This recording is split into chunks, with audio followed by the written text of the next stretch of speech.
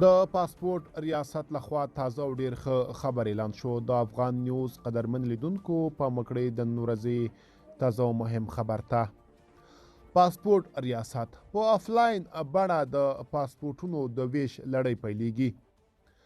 د پاسپورت عمومي ریاست چارواکو خبر ورکړی چې په سپینو عریضو یا آفلاین بڼه د پاسپورتونو د ویش لړۍ پیلېږي.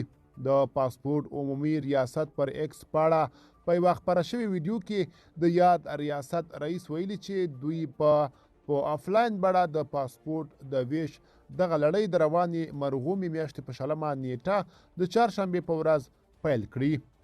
په دغه خپره شوې ویډیو کې دغه راز ویل شوي چې تر دې وړاندې په انلاین بڼه کې ځینې ستونزې وي او هغوی کسانو چې پاسپورت ته یې اړتیا درلوده وار ورته نه رسېده، نو ځکه یې غوره بللې چې دا پریکړه وکړي. په دې ویډیو کې دا هم ویل شوي چې دا بهیر یوازې په کابل کې پیلېږي او په خبره یې که چیرته یې پایله سمه وه نو بیا به یې په ولایتونو کې هم پیل کړي.